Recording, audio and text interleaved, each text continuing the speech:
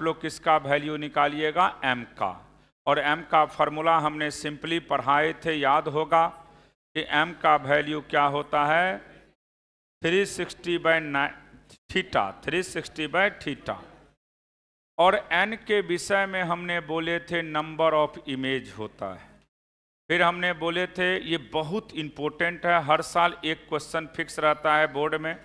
फिर हमने बोले थे कि सबसे पहले आप m का वैल्यू निकालना, m का 2 वैल्यू आ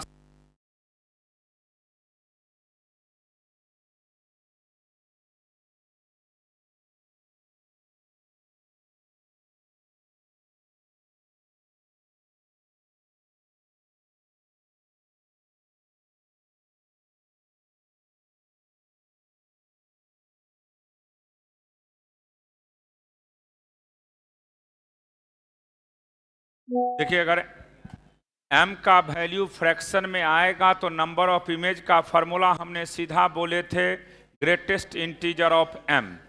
अगर m का वैल्यू इंटीजर आएगा तो इंटीजर 2 तरह का होता है, एक ऑड होता है और दूसरा इवेन होता है। अगर ऑड नंबर रहेगा तब आप 2 केस देखना, इवेन रहेगा तो एक केस होता है नंबर ऑफ इमेज का वैल्यू m-1। अब चलिए लिखिए इसको। सबसे पहले हम बात करते हैं मिरर में, तो कनकेव और कन्वेक्स ही पढ़ाए थे मिरर में। आपको इसमें एक चीज रटना है बाबू कि कनकेव का रेडियस ऑफ कर्वेचर क्या लेते हैं हम लोग, निगेटिव, और कन्वेक्स का प्लस, और याद रखना प्लेन जो रहता है उसका क्या लेते हैं हम लोग, इन्फिनिटी। इसको लिख लीजिए तो रेडियस ऑफ कर्वेचर। पहले कुछ टर्म है, जैसे देखिए ध्यान से, ये कोई भी एक मिरर की बात कर रहे हैं, ये एक मिरर है। कौन सा मिरर है, कॉनकेव मिरर। ये इसको पोल कहते हैं, इसको क्या कहते हैं, पोल। ये सेंटर ऑफ कर्वेचर और ये है फोकस। बातचीत नहीं करो कोई, देखो ध्यान से, ये पोल है और हमने पहला लिखे mid point of the mirror को किसके नाम से जानते हैं, पोल के नाम से। तो देखिए ये मिडिल पॉइंट है पोल। फिर सेंटर ऑफ कर्वेचर जो स्फेयर होता है बाबू, उसका जो मिडिल पॉइंट होगा उसी को किसके नाम से जानते हैं हम लोग, सेंटर के नाम से। रेडियस ऑफ कर्वेचर, तो याद रखिएगा यहां से पोल से सेंटर के बीच के डिस्टेंस को क्या कहते हैं हम लोग, r। और इसको हम लोग किसके नाम से जानते हैं, f के नाम से, फोकस के नाम से।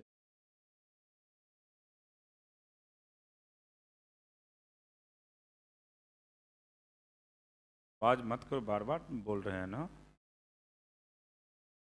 Centre of curvature, centre of sphere of which the mirror is a part. Radius की बात करोगे तो याद रखना डिस्टेंस होता है सेंटर ऑफ कर्वेचर और पोल के बीच के डिस्टेंस को हम किसके नाम से जानते हैं, r के नाम से।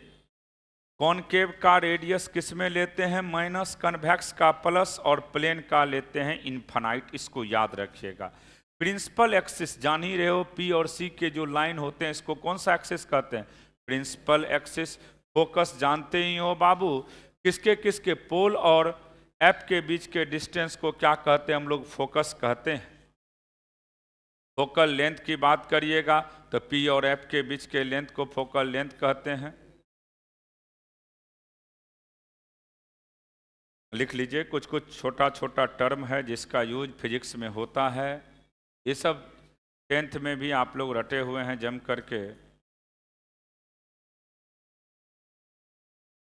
फोकस अगर लिखने का इच्छा हो, जैसे हमने पढ़ाए थे कि इनफाइनाइट से कोई रे आता है और रिटर्न होते हैं तो वह फोकस से पास करता है, वह लिखिए या ना लिखिए चलेगा, लेकिन फोकल लेंथ लिख लीजिए, किसके किसके बीच का डिस्टेंस होता है।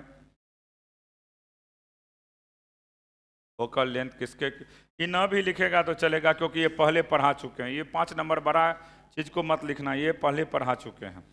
फोकस कैसे बनता है ये सब पढ़ाए थे, उसको नहीं लिखिएगा। 5 नंबर थोड़ा बड़ा भी है, इसको काट दीजिएगा, नहीं लिखना है, और सब लिखिएगा। Focal length, distance between P और F के बीच के लेंथ को क्या कहते हैं हम लोग, फोकल लेंथ के नाम से जानते हैं। अभी इसमें मिरर फार्मूला को हम ड्राइव करेंगे, जो कि बोर्ड में हो सकता है दे दे।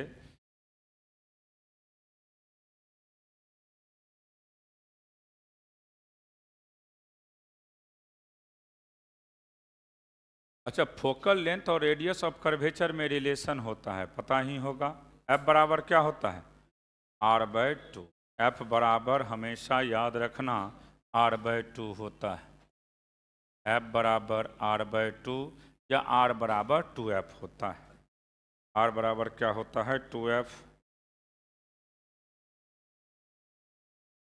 5 नंबर का पॉइंट मत लिखना, तो ये पहले ही लिखा चुके, हम दिखाए भी थे कि इन्फिनिटी से कोई रे आता है तो कैसे पास करता है।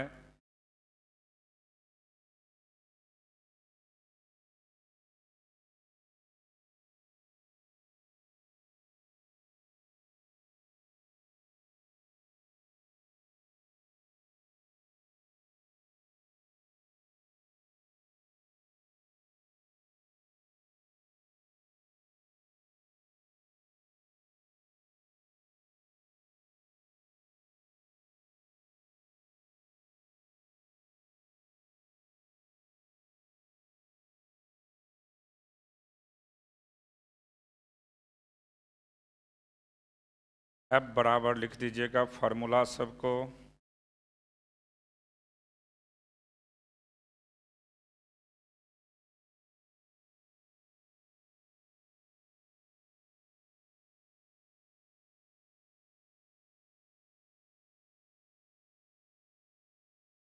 फोकल लेंथ,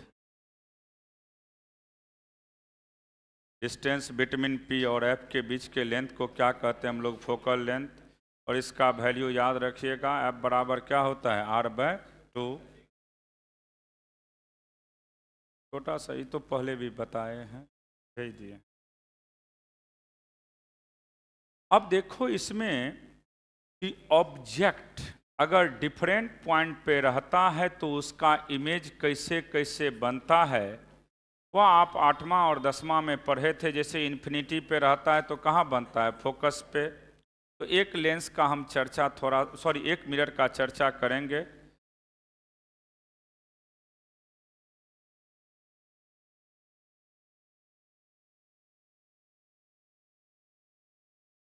फोकल लेंथ याद रखना, distance between P and F को क्या कहते हैं हम लोग? Focal length. और फोकल लेंथ और रेडियस ऑफ कर्वेचर में रिलेशन होता है, एफ बराबर हमेशा होता है r/2।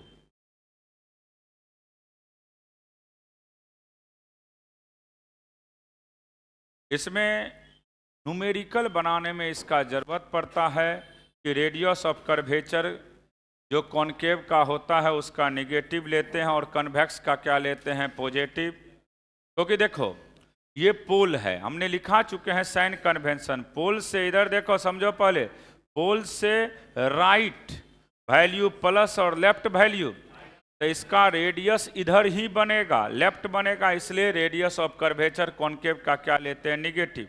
लेकिन अगर कन्वेक्स का रहेगा तो राइट बनता है, कन्वेक्स का किधर बनता है? राइट, इसलिए प्लस लेते हैं। और प्लेन जो रहेगा उसका तो हमेशा इन्फिनिटी हो जाएगा, क्योंकि वह कर्व होता ही नहीं है। जब कर्व होगा ही नहीं तो उसका वैल्यू क्या हो जाएगा? इन्फिनिटी।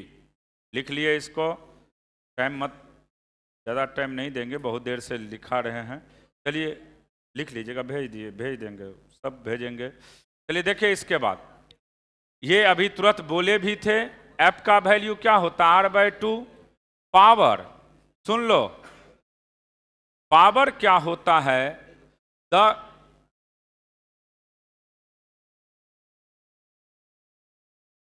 10 लाठी मारेंगे, बार बार समझा रहे हैं, दिमाग मत खराब करो। पढ़ने आया है, पढ़ने तो जाओ, तो जरूरी है बैठना यहाँ। सुनो ध्यान से, द कन्वर्जिंग और डाइवर्जिंग एबिलिटी ऑफ मिरर। आप जानते हैं, याद रखिएगा, कॉनकेव को हम लोग किसके नाम से जानते हैं? कन्वर्जिंग के नाम से। और कन्वेक्स को डाइवर्जिंग। डाइवर्ज का मतलब होता है फूटना और कन्वर्ज का मतलब होता है मिलना। पढ़ा चुके हैं पहले भी सब चीज, फर्स्ट दिन ही बताए थे कैसे कन्वर्ज करता है, कैसे डाइवर्ज होते हैं, कैसे वर्चुअल इमेज बनता है, कैसे रियल बनता है, कौन रियल ऑब्जेक्ट होते हैं, कौन वर्चुअल ऑब्जेक्ट होते हैं, इस सब के विषय में पढ़ा चुके हैं। एपर्चर क्या होता है, एक चीज जानिए। एपर्चर को समझना जरूरी होता है क्योंकि ये आपके लिए नया है। जैसे कोई लेंस होता है बाबू, तो लेंस का जो डायमीटर होते हैं, मिरर का जो डायमीटर होता है, उसी को हम किसके नाम से जानते हैं, एपर्चर के नाम से। जैसे देखिए ये लेंस है, अब लेंस में ये इसका डायमीटर है, तो ये जो डायमीटर होगा आपका, इसी को हम किसके नाम से जानते हैं, एपर्चर के नाम से। ये बहुत पूछे जाते हैं कभी कभी कि एपर्चर क्या होता है, तो सिंपल याद रखिएगा, चाहे मिरर हो चाहे लेंस हो, चाहे मिरर हो चाहे लेंस हो, जो उसका डायमीटर होता है, क्या डायमीटर, उसी को किसके नाम से हम लोग जानते हैं, एपर्चर के नाम से। डायमीटर ही उसका क्या कहलाता है, एपर्चर कहलाता है। सिंपली दिमाग में सेट करिएगा कि किसी भी लेंस का जो डायमीटर होता है या मिरर का जो डायमीटर होता है, उसी को हम लोग क्या कहते हैं, एपर्चर कहते हैं। फोकल लेंथ तो पढ़ा चुके हैं, जो प्रिंसिपल एक्सिस होता है उसी को फोकल लेंथ के नाम से जानते हैं। और आप जानते हैं रेडियस ऑफ कर्वेचर जिसका प्लस होगा उसका फोकल लेंथ प्लस होगा, जिसका रेडियस ऑफ कर्वेचर माइनस होगा उसका फोकल लेंथ भी क्या होगा, माइनस होगा। एपर्चर सिर्फ इतना ही याद रखिएगा, किसी भी लेंस का जो डायमीटर होता है या मिरर का जो डायमीटर होते हैं उसी को एपर्चर कहते हैं। ये छोटा छोटा टर्म है, ये कोई बड़ा टर्म हमने नहीं लिखे हैं, सिर्फ छोटा छोटा टर्म अभी चर्चा कर रहे हैं, क्योंकि इसके आधार से न्यूमेरिकल बनता है। ये सब जान जाइएगा। बोर्ड में तो बहुत सिंपल सिंपल क्वेश्चन भी दिए जाते हैं, जैसे सीधा दे देगा कि आपका फोकल लेंथ और रेडियस ऑफ कर्वेचर में क्या रिलेशन होता है। कभी उसके बाद इसी में पूछा जाएगा आप लोग से मिरर फार्मूला को हम कैसे ड्राइव करते हैं। ये हो सकता है इस बार पूछ दे आप लोग से, हम आसान तरीका से एंगल पे पढ़ाएंगे, 4 से 5 लाइन में प्रूव्ड करेंगे उसको। यहाँ पे सिर्फ इतना ही याद रखिएगा आप लोग कि R और F में रिलेशन है, F बराबर हमेशा R/2 होता है। F बराबर क्या होता है, हमेशा R/2। F बीच में होता है, सेंटर ऑफ कर्वेचर और पोल के बीच में F होते हैं, इसलिए F का वैल्यू हमेशा रेडियस ऑफ कर्वेचर में कितना से डिवाइड कर देते हैं, 2 से। या आप ये भी बोल सकते हैं R बराबर 2F होता है। पावर आगे पढ़िएगा, पावर लेंस में मेन पढ़ना होता है। लेंस का कॉम्बिनेशन, पावर का कॉम्बिनेशन, ये बोर्ड में बहुत ज़्यादा पूछे जाते हैं, लेंस का कॉम्बिनेशन, पावर का कॉम्बिनेशन। एपर्चर सीधा याद रखिएगा बाबू, effective diameter of light reflecting area, ये इसका जो इंटेंसिटी होता है वो डायरेक्टली प्रोपोर्शनल होता है लीनियर एपर्चर या एपर्चर के स्क्वायर का। ये कभी ध्यान में रखिएगा, किसी किसी कंपटीशन में दे देता है इंटेंसिटी और एपर्चर में क्या रिलेशन होता है, तो इंटेंसिटी डायरेक्टली प्रोपोर्शनल होते हैं एपर्चर के स्क्वायर का। इंटेंसिटी हमेशा डायरेक्टली प्रोपोर्शनल होता है, एरिया भी बोल सकते हैं या एपर्चर के स्क्वायर का। Intensity of image directly proportional to area या directly proportional to linear aperture का स्क्वायर। यही मान लीजिए लेंस रहेगा तो ये डायमीटर एपर्चर कहलाएगा, और अगर मिरर रहेगा तो मिरर में जो डायमीटर होगा यहाँ से वहाँ तक, वही उसका क्या कहलाएगा, एपर्चर कहलाएगा। इंटेंसिटी सेट कर दीजिएगा दिमाग में, पूछ देता है फार्मूला खाली कि इंटेंसिटी और एपर्चर में क्या रिलेशन है, तो सीधा कहिएगा इंटेंसिटी डायरेक्टली प्रोपोर्शनल होते हैं एपर्चर के स्क्वायर का। इंटेंसिटी डायरेक्टली प्रोपोर्शनल होते हैं एपर्चर के स्क्वायर का। हम इसलिए लेंस लिखा दिए यहाँ पे कि लेंस में एपर्चर समझना आसान होता है।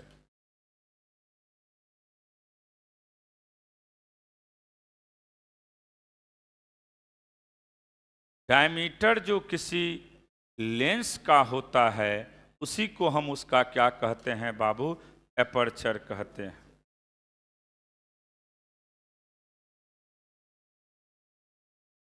फोकल लेंथ तो जानते ही हैं, अगर मान लीजिए जो लाइन पास करता है प्रिंसिपल एक्सिस से, उसी पे फोकल लेंथ भी मिलता है, उसी पे सेंटर ऑफ कर्वेचर भी मिलता है, उसी पे फोकस भी मिलता है, प्रिंसिपल एक्सिस पे तीनों चीज मिलते हैं। ये सब छोटा छोटा टर्म है। पावर जो पढ़ाएंगे लेंस का वो पूछता है, ये नहीं पूछेगा।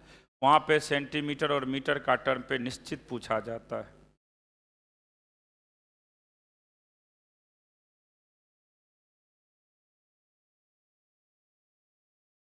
बोलने के लिए बोले, हम देखने रहेंगे।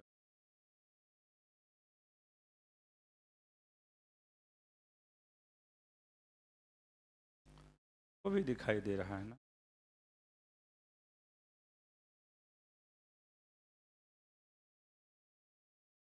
लिखे इसको, सिर्फ इतना ही याद रखिएगा आप लोग कि किसी भी मिरर या लेंस का जो इफेक्टिव डायमीटर होते हैं, इफेक्टिव डायमीटर को ही हम किसके नाम से जानते हैं? एपर्चर के नाम से। अच्छा, आप लोग 10th में पढ़े हैं कि अगर कोई रे इन्फिनिटी से आता है तो उसका फोकस से पास करता है और वही उसका क्या होता है? इमेज होता है। एक दो का चर्चा करेंगे हम, उसके बाद आप लोग को मेन मिरर फार्मूला के विषय में हम प्रूव्ड करेंगे, फिर कुछ क्वेश्चन करवाएंगे इसी पे कि क्वेश्चन कैसे कैसे पूछे जाते हैं। देखिए, इसमें सबसे पहला image form by the concave mirror, heading दीजिएगा बाबू, image form by the concave mirror. पहला, अगर ऑब्जेक्ट इनफाइनाइट पे है, पहला अगर ऑब्जेक्ट इनफाइनाइट पे है तो ये कहाँ से पास करेगा? फोकस से। इसका इमेज कैसा बनेगा? एट फोकस पे बनेगा, इन्वर्टेड बनेगा, रियल और पॉइंट साइज, इन्वर्टेड, रियल और पॉइंट साइज, इन्वर्टेड, रियल और पॉइंट साइज। ये सब आप लोग पढ़े भी होंगे 10th में। ये सब पूछता नहीं है। एक चीज याद रखना यहाँ पे, अगर सेंटर ऑफ कर्वेचर पे कोई ऑब्जेक्ट होगा तो उसका इमेज भी वहीं पे बनेगा। सेंटर ऑफ कर्वेचर, कभी कभी ऑब्जेक्टिव में क्वेश्चन डाला जाता है कि अगर कोई ऑब्जेक्ट सेंटर ऑफ कर्वेचर पे है तो उसका इमेज कहाँ पे बनेगा? तो सेंटर ऑफ कर्वेचर पे बनेगा। यही में भी कभी उठा के रख सकता है, इसके अलावा कुछ भी ना पूछा जाता है। इसमें एक चीज जरूर पूछता है, प्लेन मिरर के चलते इमेज कैसा होता है? तो हम कल रटाए थे, प्लेन मिरर के चलते इमेज की बात करें, वर्चुअल, इरेक्ट, सेम साइज, और जिधर ऑब्जेक्ट होते हैं उसके जस्ट पीछे। और जो पढ़ाए थे थीटा वाला, यही दो इंपॉर्टेंट है। तीसरा इंपॉर्टेंट इसमें मिरर फार्मूला है जो अभी प्रूव्ड करेंगे। और इसका 6 स्ट्रक्चर है, लेकिन जो इंपॉर्टेंट हम उसी का चर्चा कर रहे हैं। लिखिएगा बाबू,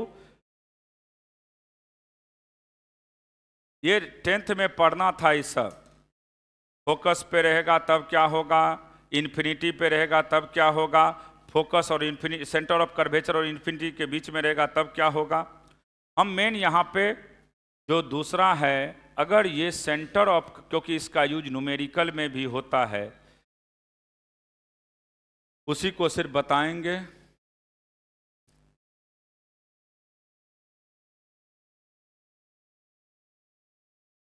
इन्फिनाइट से आने दीजिए रे को, इन्फिनिटी से आएगा। ये इंसिडेंट रे है, ये इंसिडेंट रे है।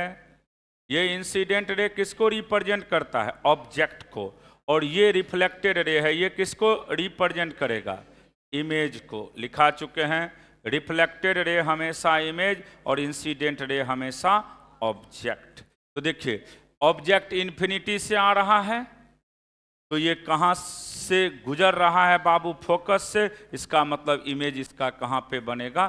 फोकस पे। तो देखो, इमेज लिखे at focus, inverted, real, point size. इसका साइज क्या होगा? बहुत ही छोटा होगा। इसमें एक ही चीज पूछता है, करिएगा तो सब स्ट्रक्चर लिखते लिखते थोड़ा लंबा हो जाएगा, लेकिन जो पूछ सकता है सेंटर ऑफ कर्वेचर वाला कंसेप्ट देता है। लिखिएगा बाबू दूसरा, ऑब्जेक्ट कहाँ पे है अब? एट सेंटर ऑफ कर्वेचर, सी पे।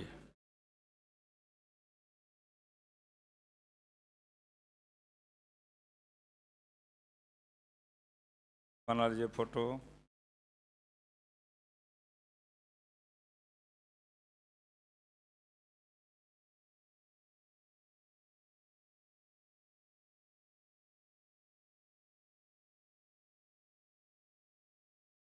लिखिएगा इसके बाद दूसरा जो लिख लिए हैं इसको दूसरा लिखिएगा सभी लोग, ऑब्जेक्ट एट सी। सी का मतलब सेंटर ऑफ कर्वेचर। हाँ, दूसरा जो इंपॉर्टेंट है सिर्फ वही बोल रहे हैं, क्योंकि ये सब 10वां में पढ़ना था और ये सब कभी कंपटीशन में नहीं देगा। एक ही देता है कि अगर ऑब्जेक्ट सेंटर ऑफ कर्वेचर पे रहता है तो इमेज कहाँ बनता है, वहीं पे बनेगा। जितना बड़ा ऑब्जेक्ट होगा उतना ही बड़ा बनेगा। लिख लिए इसको? चलिए लिखे तो दूसरा जो है इसको याद रखिएगा, ये कभी कभी किसी किसी जगह पूछ दिए जाते हैं। ऑब्जेक्ट कहाँ पे है बाबू? ऑब्जेक्ट एट सी। सी का मतलब हो गया सेंटर ऑफ कर्वेचर, एट सी। सी पे लीजिए ऑब्जेक्ट को। अब देखिए ध्यान से, ये कॉनकेव मिरर है,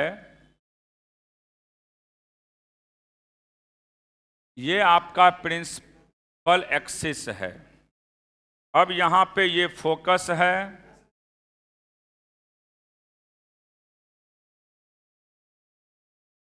यहां पे ये फोकस है और ये सेंटर ऑफ कर्वेचर सी है।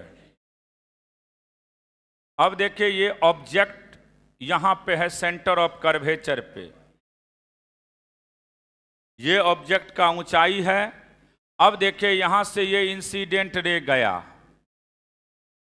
अब ये किससे गुजरेगा? तो ये फोकस से गुजरेगा। कहां से गुजरेगा? ये फोकस से। अब आपको पता होना चाहिए इमेज बनाने के लिए कितने रे का जरूरत पड़ता है? 2 रे। इमेज किसी का तभी बनता है जब 2 रे होगा। तो ये इंसिडेंट रे है और ये रिफ्लेक्ट कर गया किससे? फोकस से। अब एक रे और दिखना चाहिए, तो एक रे यहां से भी पास करेगा और ये फिर रिटर्न हो जाएगा। तो यहां पे देखिए इस कहां पे इसका इमेज बन रहा है बाबू? फोकस पे। देखिए ध्यान, सॉरी, सेंटर ऑफ कर्वेचर पे है तो इमेज भी कहां पे बन रहा है? Centre of curvature. ये ऑब्जेक्ट का पोजीशन, ये ऑब्जेक्ट का हाइट है। ये किसका हाइट है? ऑब्जेक्ट का। और ये किसका हाइट है? इमेज का। तो जितना बड़ा ऑब्जेक्ट है उतना ही बड़ा क्या है? इमेज है। और जहां से ऑब्जेक्ट गया है वहीं पे क्या बन रहा है? इमेज भी बन रहा है। दिखा दीजिए, लिख लीजिएगा इसको लैंग्वेज में। इमेज भी कहां पे बनेगा? एट सी पे। Image at C. Image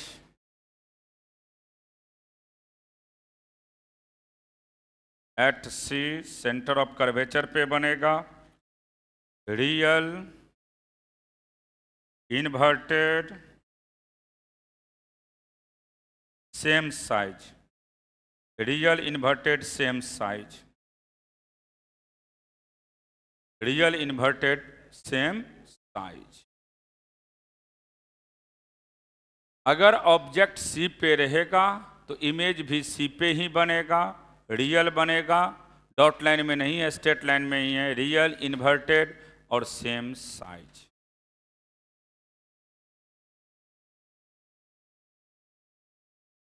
object अगर सी पे है, ऑब्जेक्ट अगर सी पे है तो इमेज भी कहाँ पे बनेगा? सी पे ही बनेंगे। रियल बनेंगे, इन्वर्टेड बनेगा, सेम साइज होगा। रियल इन्वर्टेड और सेम साइज, रियल इन्वर्टेड और सेम साइज। सब पढ़ना है, लेकिन ये सब 10th में जम करके पढ़ना, यहाँ इसका कोई खास काम नहीं है। देख, अगर लिखने का होगा तो किताब से लिख भी सकते हो या हम भेज देंगे, कुछ नहीं है। ये पूछे भी नहीं जाते हैं कभी। इसमें मिरर में प्लेन मिरर ही पूछा जाता है, दूसरा मिरर फार्मूला पूछ सकता है। मिरर फार्मूला याद रखना जरूरी है।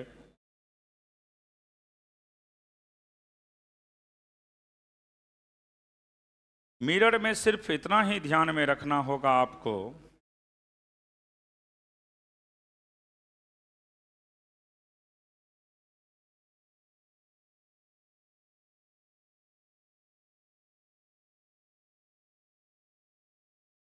जितना बड़ा ऑब्जेक्ट का हाइट होगा उतना ही बड़ा इमेज का भी हाइट होगा।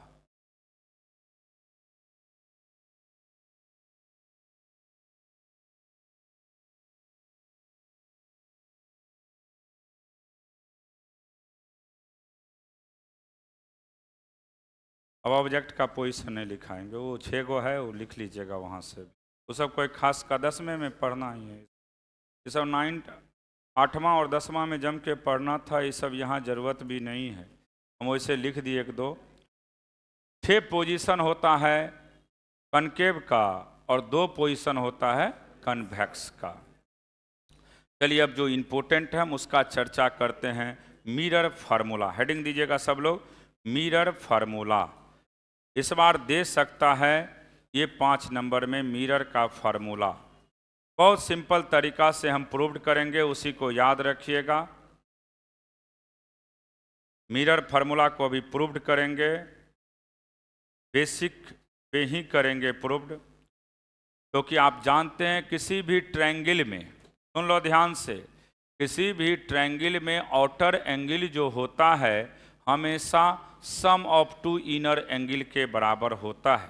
किसी भी ट्रायंगल में आउटर एंगल जो होता है वह हमेशा सम ऑफ 2 इनर एंगल के वैल्यू के बराबर होता है, तो उसी से हम प्रूव करेंगे। चलिए लिखिए हेडिंग सब लोग, मिरर फार्मूला। मिरर फार्मूला आप लोग सभी लोग जानते भी हैं। मिरर फार्मूला दे सकता है इस बार, क्योंकि 4-5 साल से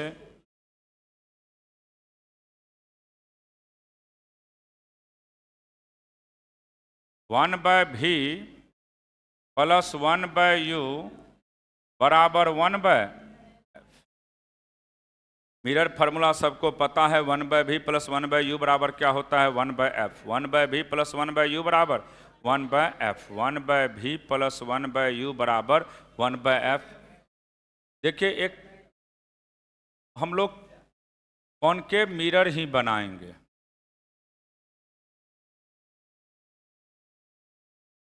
ये प्रिंसिपल एक्सिस है, जल्दी जल्दी बनाइए, ये प्रिंसिपल एक्सिस है। पोल आप देख ही रहे हैं। ऑब्जेक्ट मान लीजिए यहाँ पे है, ऑब्जेक्ट को हम यहाँ ले रहे हैं, यहाँ से ये रे गया, ये इंसिडेंट रे है। अब यहाँ पे एक नॉर्मल जब हम ड्रॉ करते हैं तो नॉर्मल हमेशा किससे पास करता है, सेंटर ऑफ कर्वेचर से, सी से। ये नॉर्मल है आपका। फिर इसका इमेज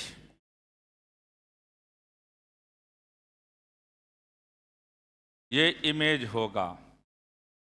अब देखिए ये एंगल आउटर एंगल हो गया, आउटर एंगल, इसका नाम भी थीटा दीजिए, क्योंकि नॉर्मल ये भी थीटा ही होगा।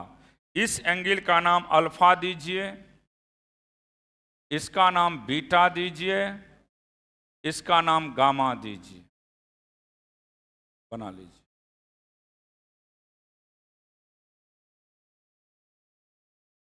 ये नॉर्मल है, जो सेंटर ऑफ कर्वेचर से पास कर रहा है वह क्या कहलाता है, नॉर्मल। सेंटर ऑफ कर्वेचर से जो पास करवाता है उसको हम नॉर्मल कहते हैं।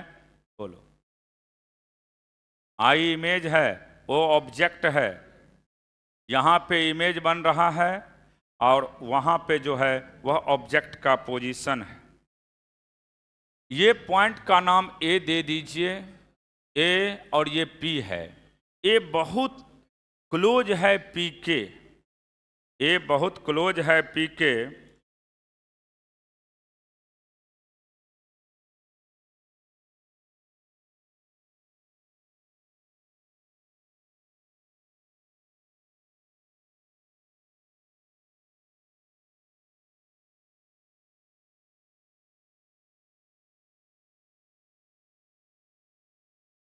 अब ध्यान से देखिए, ये एक ट्रायंगल बनाएगा। अगर मान लो ए बहुत नज़दीक आ जाएगा पी के, तो ये एक ट्रायंगल फॉर्म करेगा। यहाँ पे कितना ट्रायंगल होगा? 3 ट्रायंगल होगा। एक ओ ए पी होगा, एक सी ए पी होगा, एक आई ए पी होगा। 3 ट्रायंगल बनेगा। तीनों में 10 का वैल्यू निकाल लेना, अल्फा बीटा और gamma.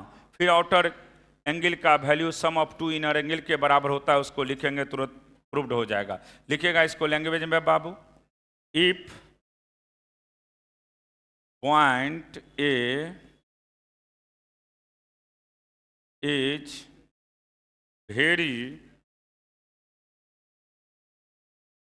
very near to the point B, then हम मान लिए हैं ए जो है वह बहुत नज़दीक है किसके? पी के। ए जो पॉइंट है वह बहुत नज़दीक है पी के। अब हम लोग यहाँ पे 3 ट्रायंगल दिख रहा है, तीनों ट्रायंगल में 10 अल्फा 10 बीटा 10 गामा का वैल्यू निकालेंगे और तुरंत प्रूव्ड हो जाएगा यहाँ से इसका वैल्यू क्या क्या मिलता है।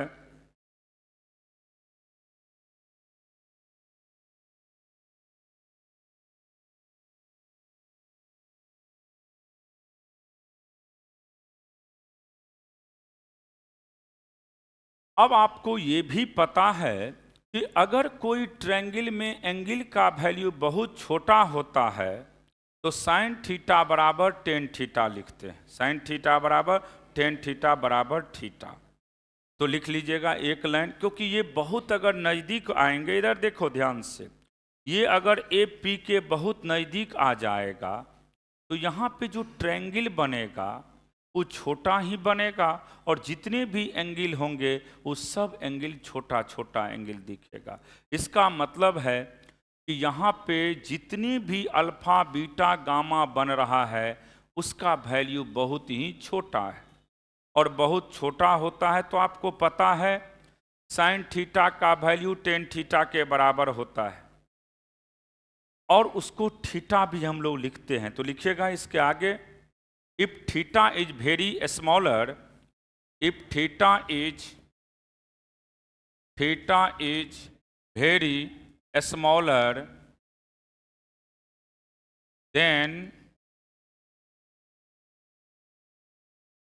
साइन थीटा बराबर टेन थीटा बराबर क्या होता है? थीटा। साइन थीटा बराबर टेन थीटा बराबर थीटा। साइन थीटा बराबर टेन थीटा बराबर थीटा। अब देखो ध्यान से, थोड़ा हम बैक कर रहे हैं क्योंकि एक ट्रायंगल जैसे समझ में आएगा उसके बाद तुरंत बन जाएगा सब, क्योंकि बोर्ड में प्रूव करने के लिए ट्रायंगल बनाना पड़ता है। ध्यान से देखिए, यहां से हम ट्रायंगल ओ ए पी की बात कर रहे हैं। ओ ए पी में थीटा के सामने वाले साइड को क्या कहेंगे? परपेंडिकुलर, और जिस पे थीटा बनता है उसको बेस। तो A P by O P होगा, A P by O P. तो देखिए ध्यान से, इन ट्रायंगल लिखिएगा आप, in triangle O A P में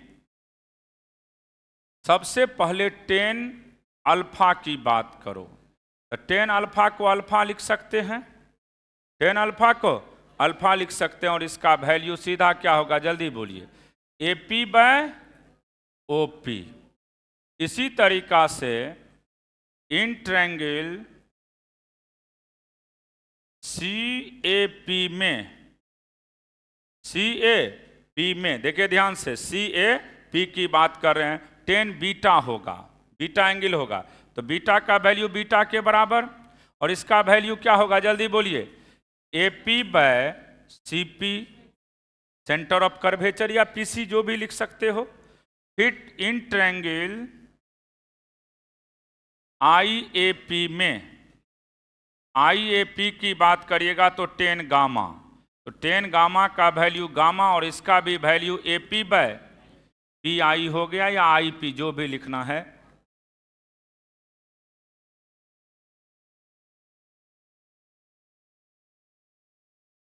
बोर्ड में ऐसे ही लिखना, तीनों ट्रायंगल को लिख दीजिएगा, फिर हम लोग आउटर एंगल और इनर एंगल में रिलेशन बताएंगे, प्रूव्ड हो जाएगा। पहले तीनों ट्रायंगल लिखिएगा, in triangle O A P में, फिर in triangle C A P में, in triangle I A P में।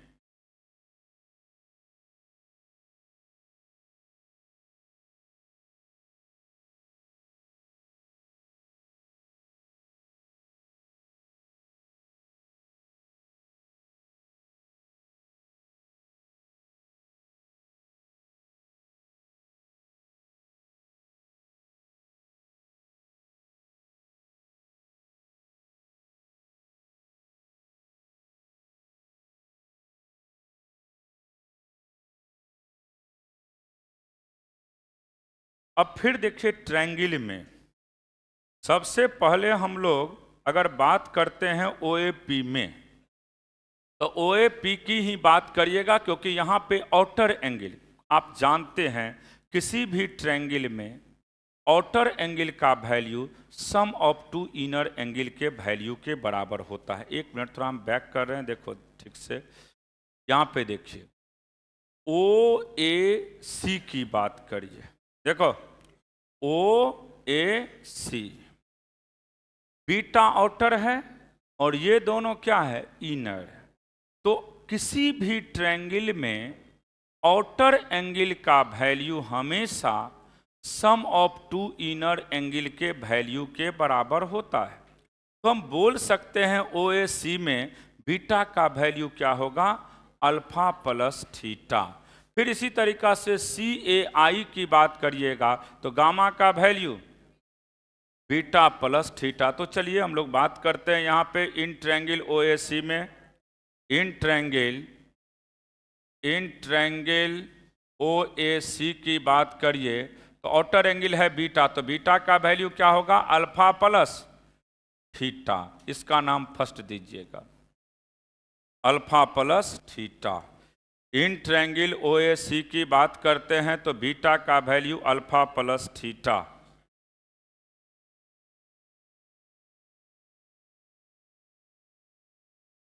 फिर अगेन इन ट्रायंगल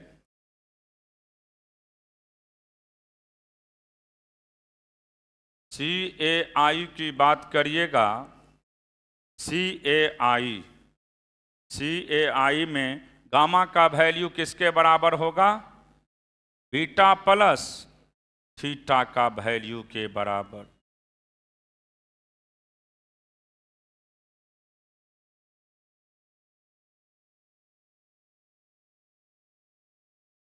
गामा का वैल्यू क्या होगा, बीटा प्लस थीटा।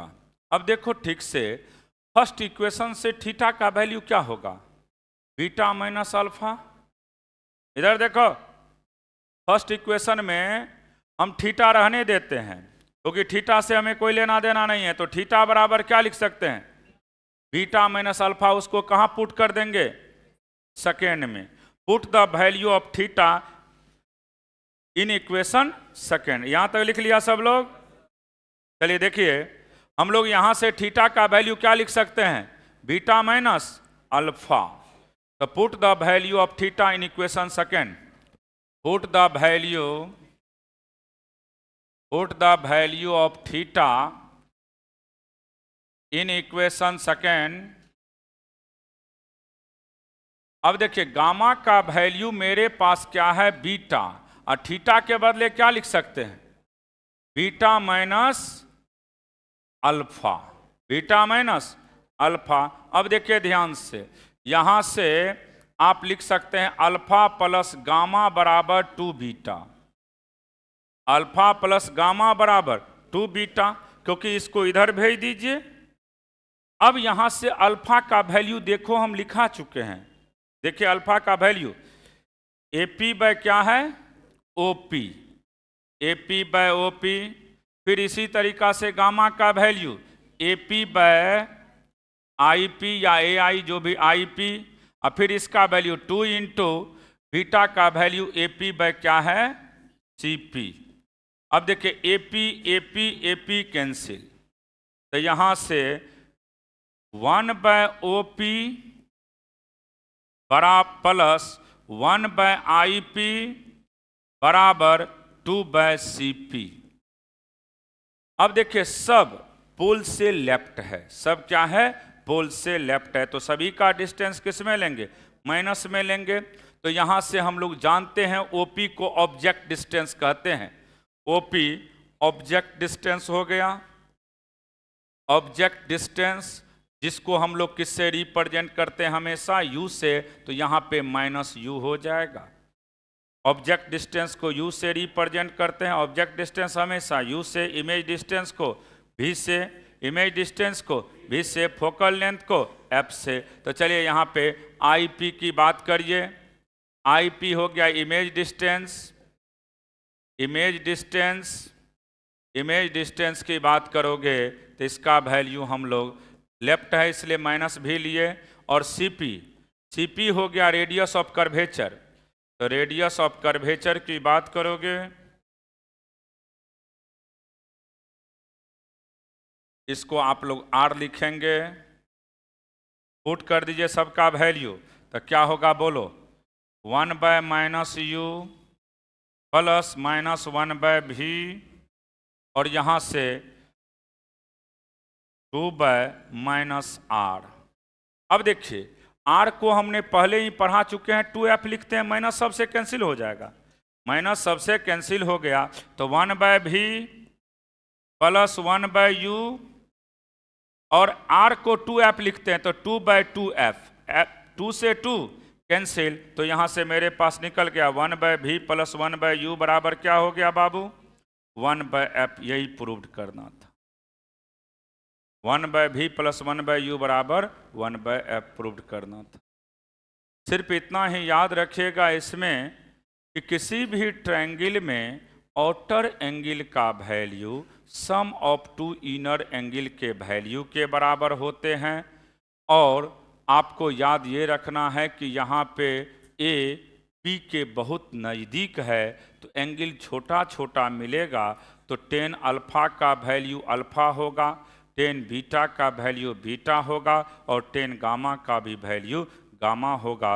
इसी आधार पे हमने प्रूव्ड कर दिए हैं 1/v प्लस 1/u बराबर 1/f। 1/v प्लस 1/u बराबर क्या हो गया, 1/f।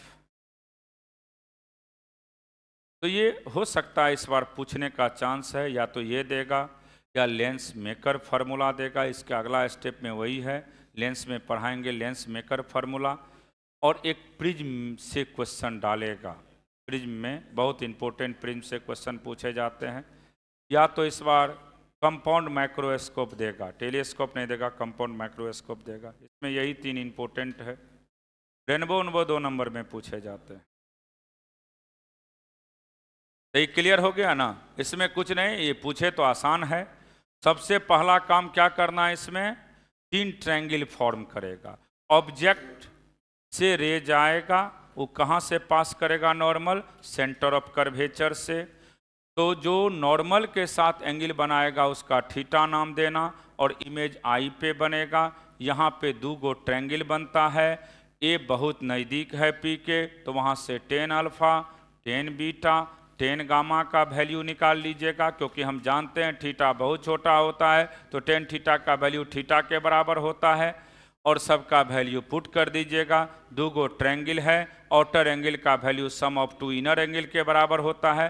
और हम लोग थीटा को यहाँ से एलिमिनेट करेंगे, हटाएंगे, तो थीटा को लिख सकते हैं बीटा माइनस अल्फा। थीटा को क्या लिख सकते हैं, बीटा माइनस अल्फा पुट कर दिए। और आप जानते हैं ओपी को ऑब्जेक्ट डिस्टेंस कहते हैं, आईपी को इमेज डिस्टेंस कहते हैं, सीपी को रेडियस ऑफ कर्वेचर कहते हैं। सभी पोल से लेफ्ट है, सभी पोल से लेफ्ट है, सभी पोल से लेफ्ट है, इसलिए सबका वैल्यू क्या लेंगे बाबू, माइनस लेंगे। वैसे भी हमने लिखा चुके हैं सेंटर ऑफ कर्वेचर यानी या रेडियस ऑफ कर्वेचर का वैल्यू हम लोग किस में लेते हैं, माइनस में लेते हैं।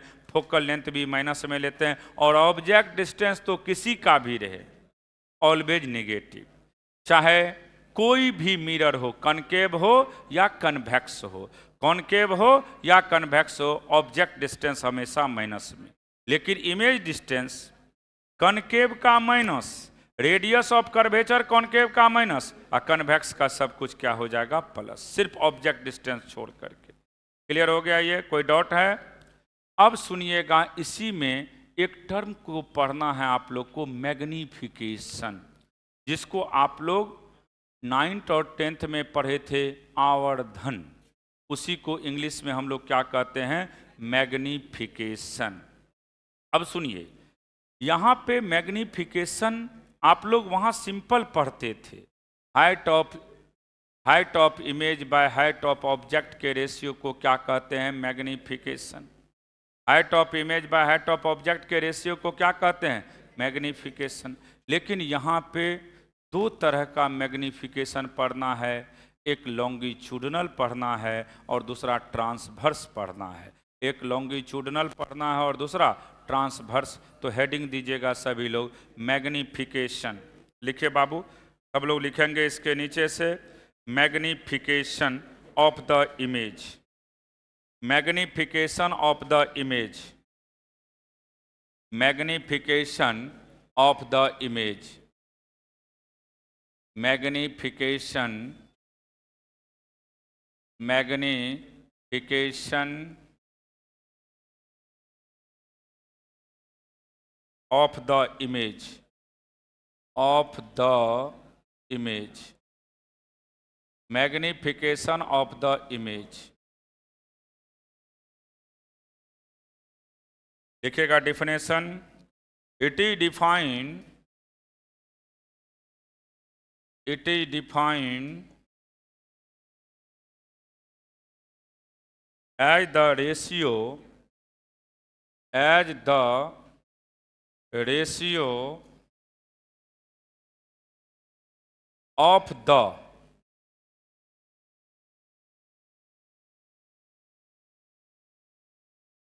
image height, या इमेज साइज भी लिख सकते हो। It is defined as the ratio of image height to the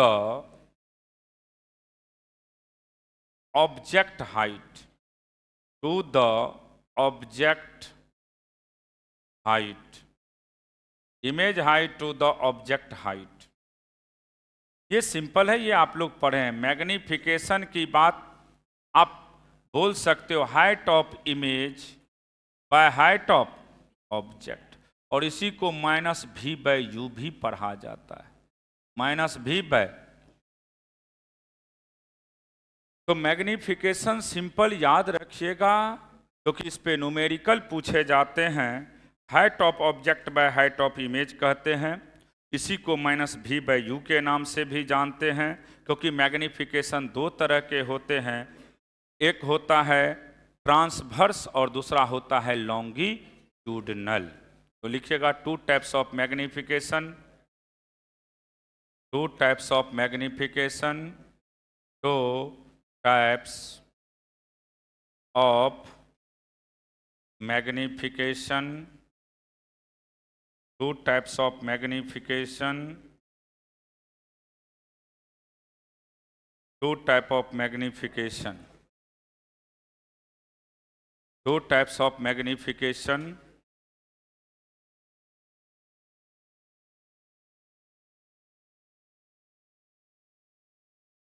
पहला लिखिएगा सभी लोग, टू टाइप्स ऑफ मैग्निफिकेशन में पहला है आपका ट्रांसवर्स। ट्रांसवर्स ये सिंपल होता है, जो ये ओरिजिनल मैग्निफिकेशन जो होता है वही ट्रांसवर्स का भी वैल्यू होता है। Height of image by height of object करोगे -v/u होता है ट्रांसवर्स का। लॉन्गिट्यूडनल लेंथ के टर्म में लेते हैं, ΔV/Δu। लिखा इसको, लिखिए, पहला लिखिएगा इसमें ट्रांसवर्स मैग्निफिकेशन, पहला है ट्रांसवर्स मैग्निफिकेशन, पहला है transverse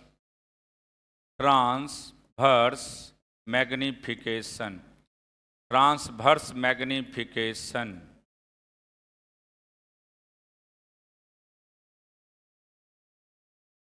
M post office T के नाम से जानते हैं, ट्रांसवर्स। लिखिएगा, it is defined as the ratio, It is defined as the ratio. It is defined as the ratio of height of image, height of the image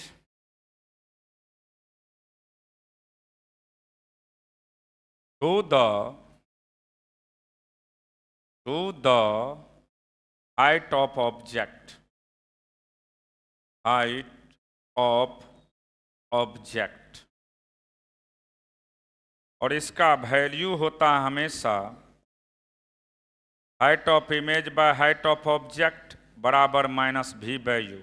negative sign indicate करता है कि reflection हो रहा है, negative sign indicate that reflection will occur. Reflection will occur.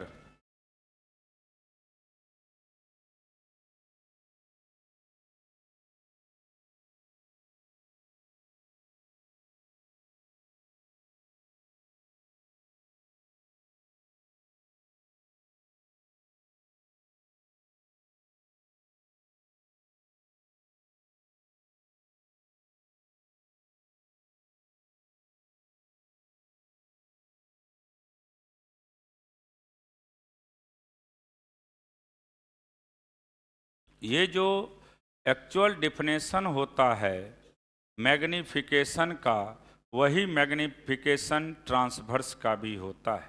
तो transverse के value में कोई चेंजिंग हम लोग नहीं करते हैं। सिंपल याद रखिएगा, ये दो चीज़ का रेशियो होता है, height of image by height of object, height of image by height of object. लेकिन अब हम लोग अगर चर्चा करते हैं लॉन्गिट्यूडनल का, तो लॉन्गिट्यूडनल दो चीज का रेशियो होता है, याद रखिएगा। चेंज इन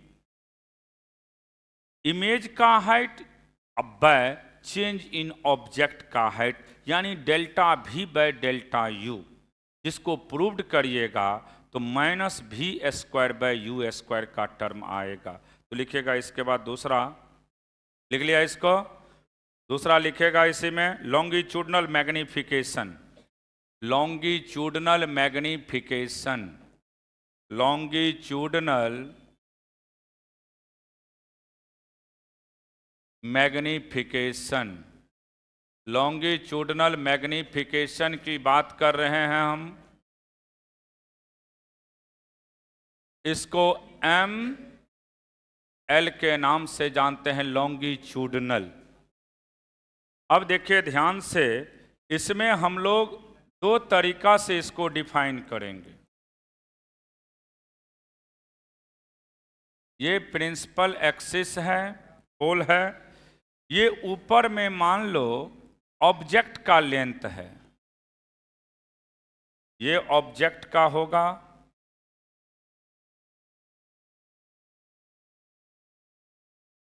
L1 ये इमेज है,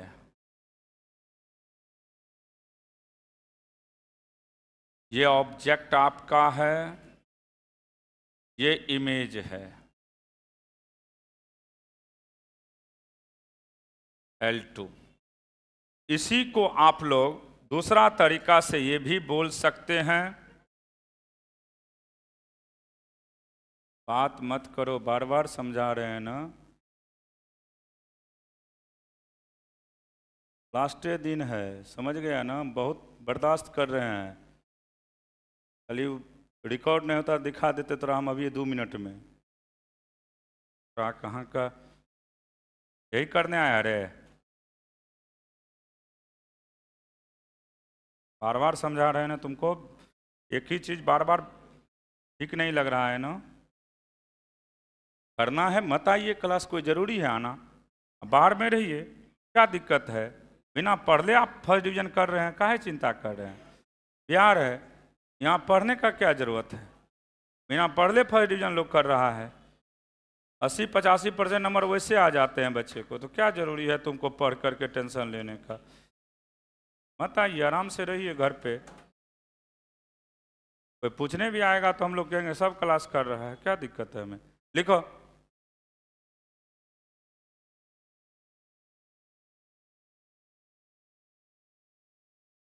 ये डेल्टा यू है, डेल्टा भी है। ये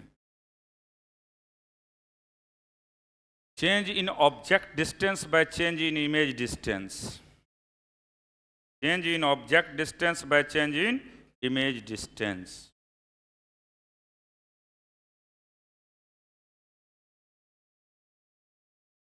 फिगर बना लीजिए, इसको लिख भी देते हैं हम। It is defined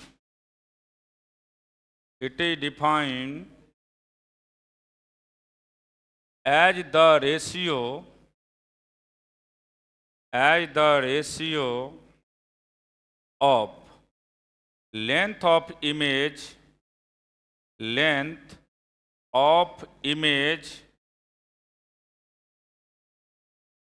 to the length of object,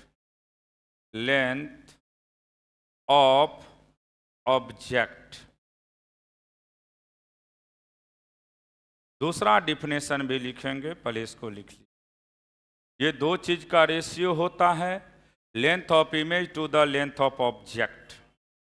length of image to the length of object के रेशियो को हम किसके नाम से जानते हैं? Longitudinal magnification.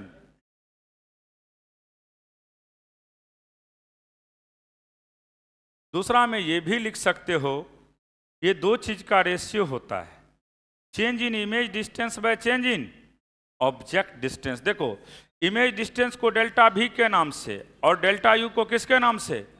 ऑब्जेक्ट। तो आप सिंपल ये भी कह सकते हैं, ये दो चीज का रेशियो और हो सकता है, image change in image distance by change in object distance. It is defined as the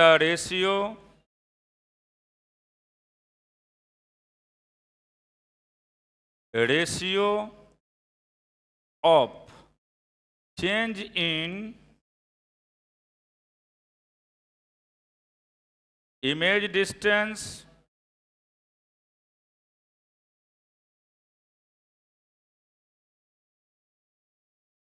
to the change in object distance।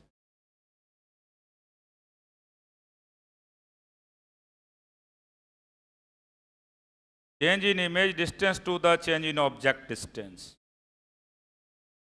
Change in image distance to the change in object distance।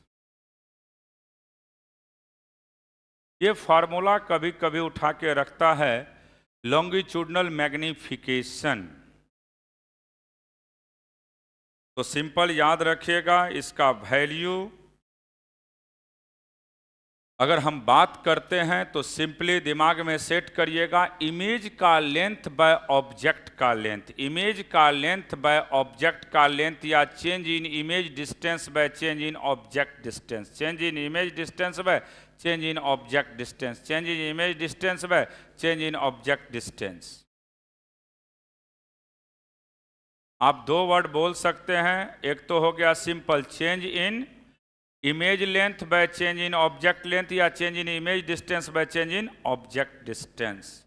इसके विषय में longitudinal की बात किया जाए तो simple याद रखिएगा, इसका वैल्यू इमेज का लेंथ बाय ऑब्जेक्ट का लेंथ, इमेज का लेंथ बाय ऑब्जेक्ट का लेंथ, इमेज का लेंथ बाय ऑब्जेक्ट का लेंथ, या change in image distance by change in object distance. Change in image distance by change in object distance. अब देखिए ध्यान से, यहां से इसका वैल्यू निकालना होगा, तो डेल्टा भी बाय डेल्टा यू अगर डिफरेंशिएट करते हो पार्शली, तो इसका वैल्यू मिलेगा माइनस भी स्क्वायर बाय यू स्क्वायर। क्या मिलता है?